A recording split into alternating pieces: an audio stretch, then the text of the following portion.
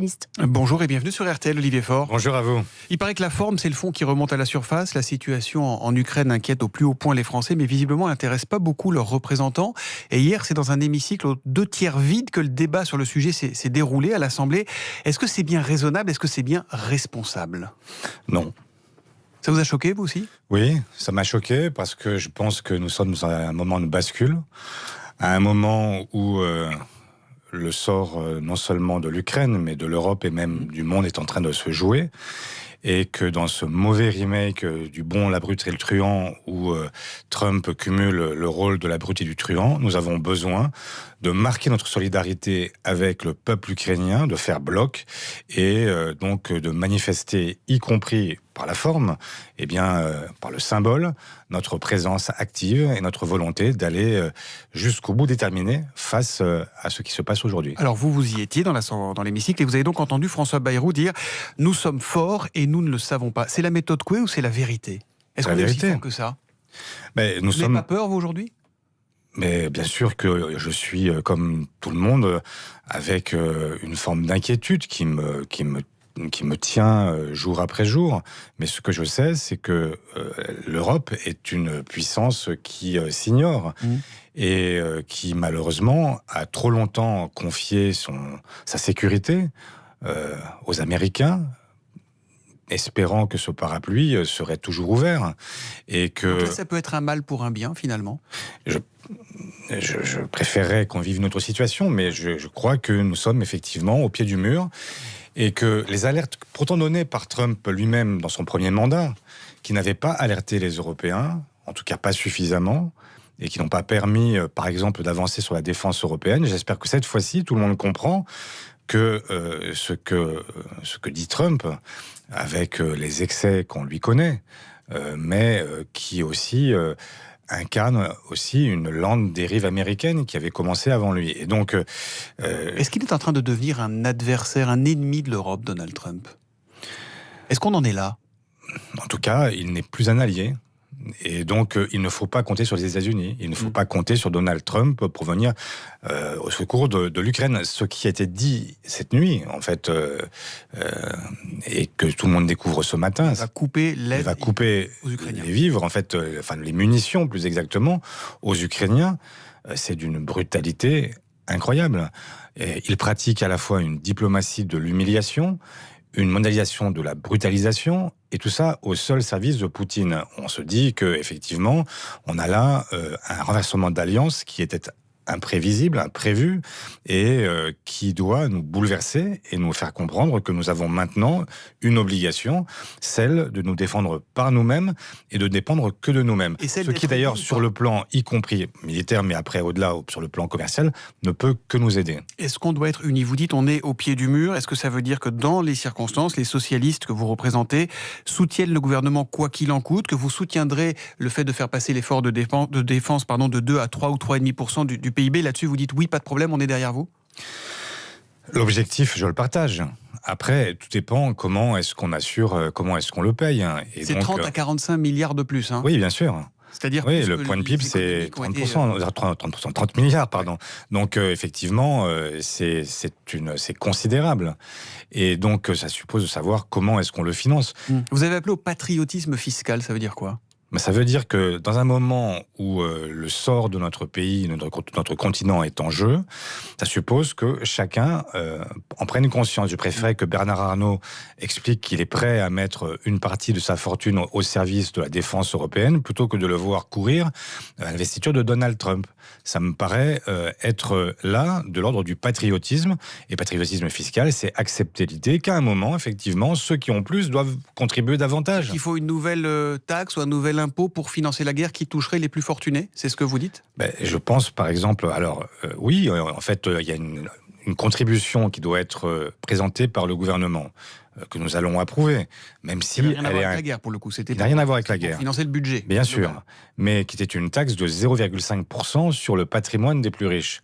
Admettez que pour des fortunes qui ont doublé en 7 ans, passant de 600 milliards à 1200 milliards, il y a peut-être matière à ce qu'on regarde davantage et qu'on fasse mieux. Par exemple. Mais l'objectif que nous avions nous fixé, c'était 2%, ce qui n'était pas colossal, on était loin de la spoliation, mais effectivement, ça permettait là aussi d'avancer, parce que il y a bien sûr le financement de la défense, mais c'est pas là le seul sujet.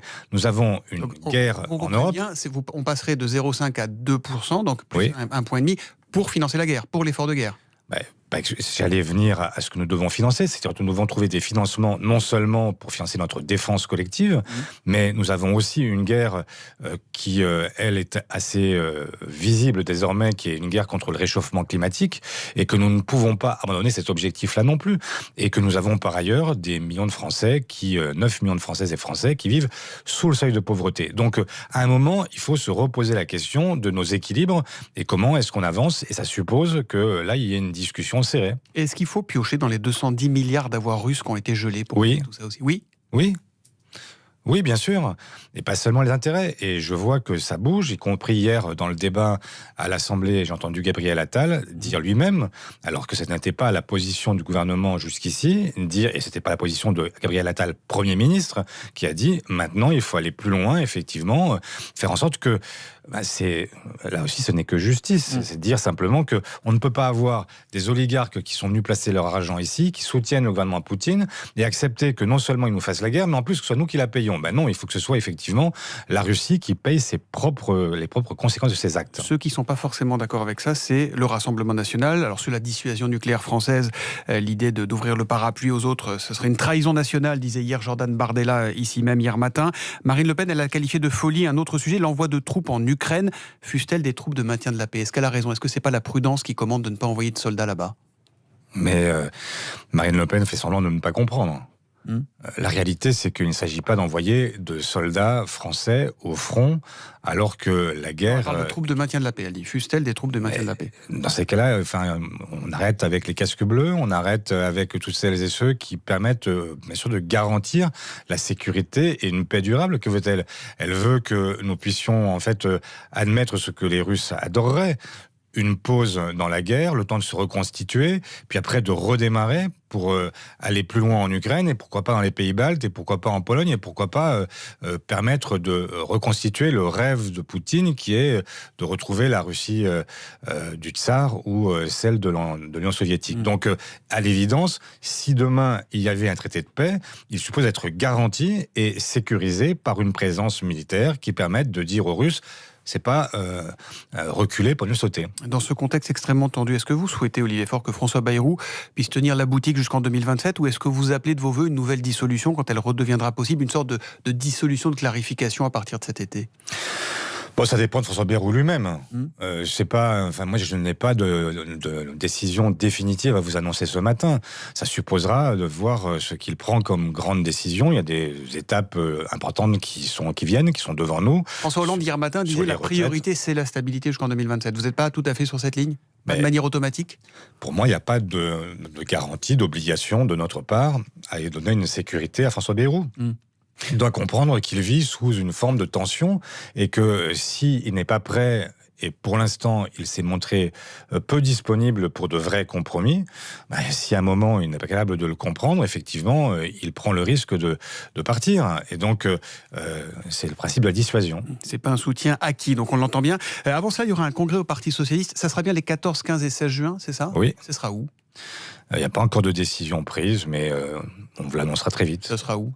Mais je ne sais pas encore. Non, on ne sait pas. Il y a plusieurs endroits qui sont candidats à l'accueil de cette manifestation, et donc il faut qu'on prenne une décision. Bon, vous êtes candidat à votre propre succession. Oui. On est d'accord. Est-ce que vous souhaitez que ce soit un congrès de rupture avec la France insoumise, compte tenu des nombreuses disputes, et même plus qu'il y a eu avec eux ces derniers mois? Mais je pense que ça va être un congrès d'affirmation de ce que nous sommes. Nous devons être fiers de ce que nous portons, fiers de notre propre identité, et surtout un congrès qui permette de dire comment nous voulons la France des prochaines prochaines années. Et moi, je veux un congrès qui soit plutôt un congrès prospectif. Mais ce sera un que congrès de rétrospectif. clarification par rapport à la France insoumise? Vous le souhaitez? La clarification, c'est pas un moment d'un congrès. La clarification, c'est tous les jours. Quand on prend des positions qui sont différentes, eh bien, on clarifie. Quand on prend des positions identiques, là aussi, on dit quelque chose de nous-mêmes. Mais moi, je ne vis pas avec l'obsession des insoumis. Ça ne m'intéresse pas de toujours me définir par rapport à d'autres. Je souhaite que les socialistes soient capables de se définir par rapport à eux-mêmes. C'est comme ça qu'ils sont grands et c'est comme ça qu'ils intéressent. François Hollande pourrait être votre candidat en 2027. Hier, il a laissé assez peu d'ambiguïté sur ses ambitions. Mais moi, je souhaite un processus démocratique au terme duquel nous choisirons celui ou celle qui nous représente. La langue de bois, là. Mais non, c'est pas de la langue de bois. C'est que, si vous me demandez si c'est mon candidat pour 2027, je vous réponds que non. Mais est-ce que ça peut l'être? Ça dépend pas de moi. C'est pas moi qui décide tout seul de qui est candidat et qui ne l'est pas. Faudra une primaire éventuellement? Ça peut être une primaire parce que à un moment, il faudra trouver un moyen de déterminer qui est le candidat, et ça peut être. Et moi, je souhaite que ce soit pas un candidat qui représente uniquement les socialistes, mais que ce soit un candidat qui représente toute la gauche qui est prête à se rassembler, c'est-à-dire sans LFI, puisque les Insoumis ont déjà annoncé qu'ils auraient leur propre candidat. Merci Olivier Faure d'être Merci à vous.